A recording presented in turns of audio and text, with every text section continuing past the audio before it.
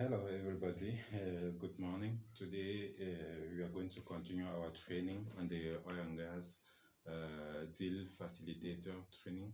That means at the end of this training, you will be able to settle as a oil and gas deal facilitator, facilitating contracts every day between buyers and sellers, between all the companies, all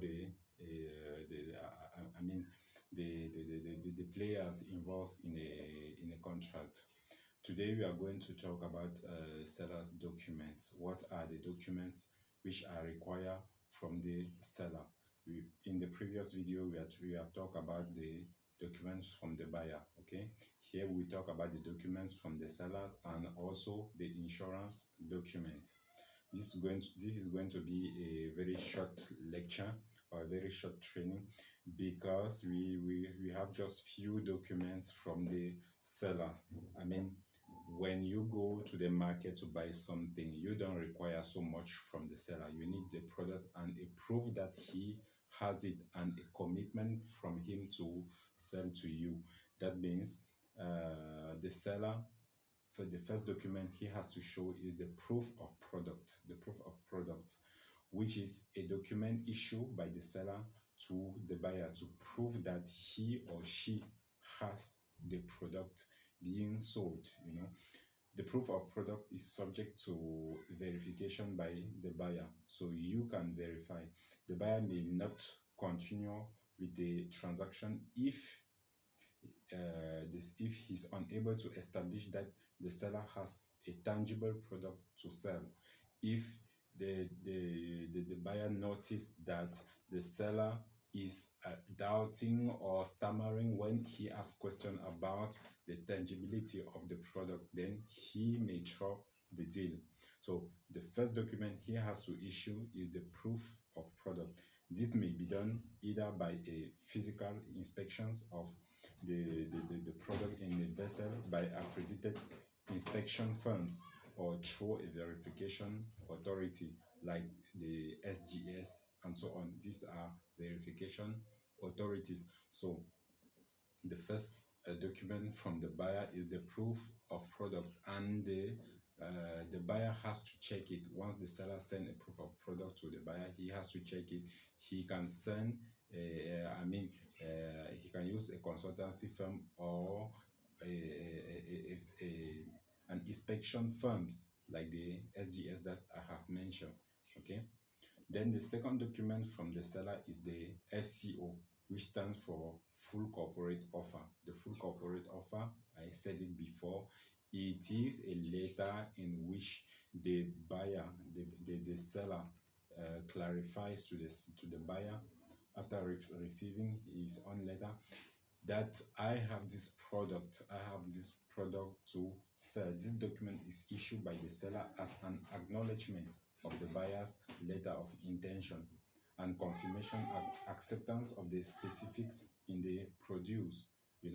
That means in the FCO, the full corporate offer, you have the product and all the specs, all the specifications, the API gravity, whether it is DLC or whether it is AGO, and I mean all the specs of the product.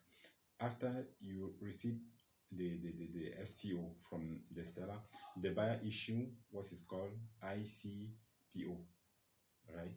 If such document is demanded by the seller, please see the appendix. I mean, get back to us so that we can still direct you on how to get it.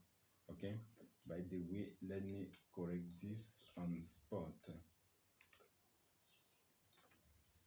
Okay, great. I hope you got the point. I hope you still remember what is ICPO, which is Irrevocable Corporate Purchase Order, which shows that the buyer is willing and he cannot drop the contract before the deal is closed unless you don't follow, unless you decide, to to drop on your side. In that case, the file will be coming from you and you will have to pay all the penalties. Okay, then let's continue. As I said, the seller has two documents to issue. the proof of product and the FCO. Then we have now the insurance documents. Okay, the insurance document, the only one and the most common, is not the only, I mean the most common one that you will face in the business is the PB, the performance bond. It is operative and non-operative. A performance bond is an insurance document guaranteeing that the issuer will pay a stipulated amount of money or a percentage to the other party. Okay,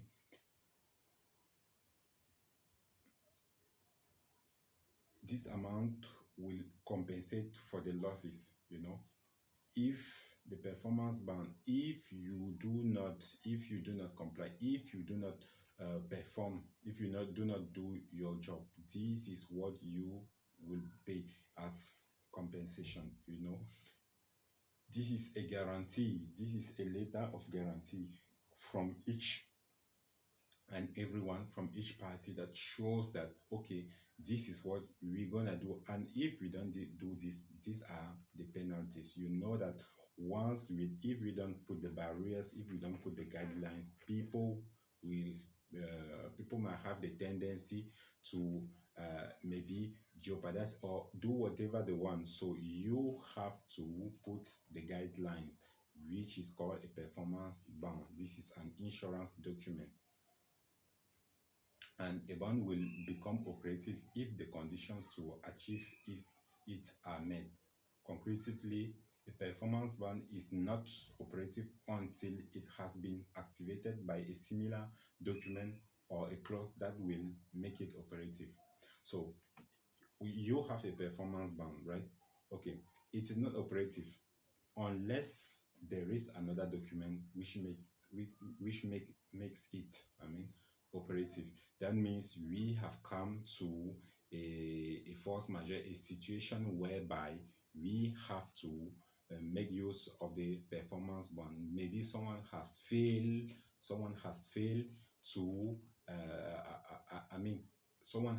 in his mission, someone has not completed or done, someone has not done his job.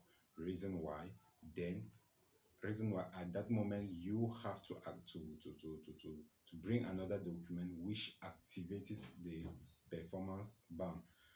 You have to notice that this performance bond is, as I said again, it is something that is draft in between the two parties. Okay, so in this short lecture we had the seller's documents and vocabs related the insurance document.